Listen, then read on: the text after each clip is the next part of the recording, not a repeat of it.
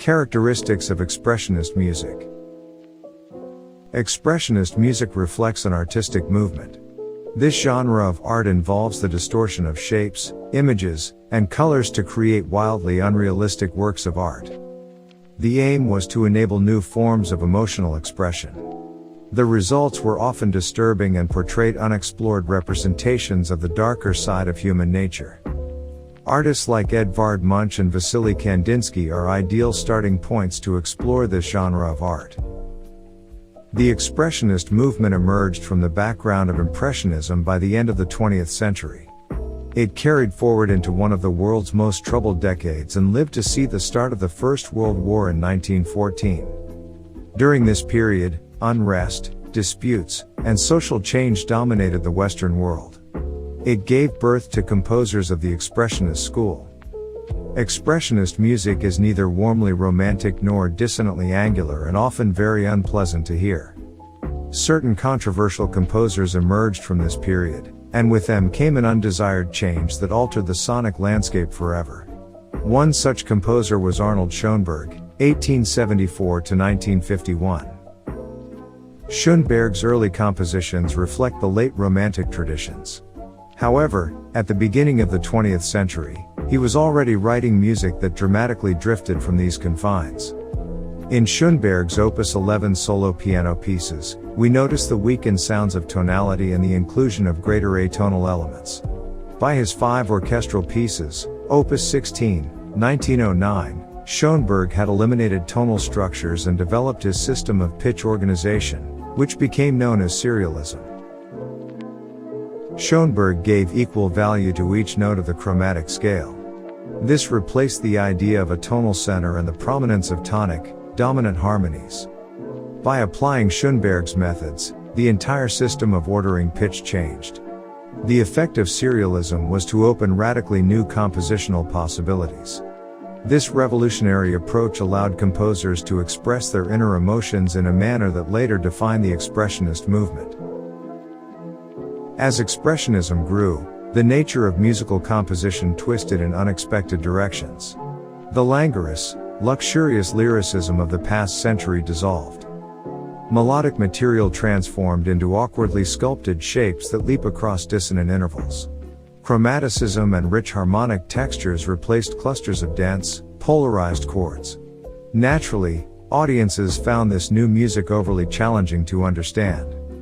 It would be fair to say that all orchestral force was utilized during this period. Melodies were composed of fragments from one instrument or group of instruments to another. Most music was just sudden surges of dark, clustered chords thundered across orchestras, echoing the guns of war. The sound of music had changed forever. Arnold Schoenberg's innovation was born at the Second Viennese School. His 2 fellow serialists, Anton von Webern and Alban Berg, were alongside him during his work in music. These 3 composers forged ahead in similar but distinct ways. For Webern, Expressionism, and the use of Schoenberg's techniques in his work enabled him to create austere yet crystalline compositions in structural beauty. Webern's music has an almost classical clarity to it. His material methodically relies on the 12-tone methods, yet the outcome is pure and uncluttered. Emotions in Webern's pieces are concentrated in arching motifs that purposefully travel through the fragile landscape. On the other side of the coin is Alban Berg. Berg's music perhaps most satisfactorily encapsulates the ideals of Expressionism. It plunges into the ugly truth of human experience while seemingly never completely abandoning hope.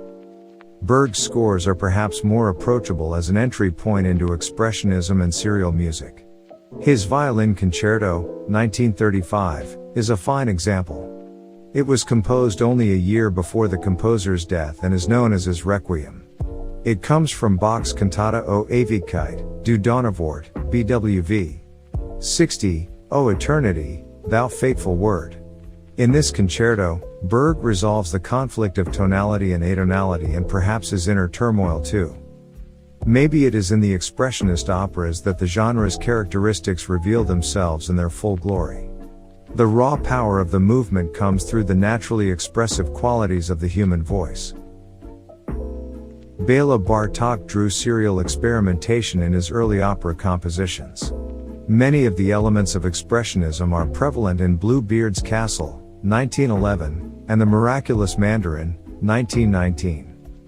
But it is once again the operas and vocal works of Schoenberg and Berg that essentially capture the essence of Expressionism. Schoenberg sets 21 poems by Albert Giraud in 3 sets of 7. The Moonstruck Pierrot takes us through madness, violence, and love. Through a journey that exposes us to difficult human qualities. A visit to the operas of Berg is vital to understanding Expressionism. A further and later opera is Lulu, left incomplete in 1937, which tells of a femme fatale's dismal descent into destruction, by Jack the Ripper. Underlying both operas are rigid structures that reflect the works of the great Baroque composers. Through the works of the Second Viennese School, we can closely tread the Expressionist path and get a deeper understanding of ourselves.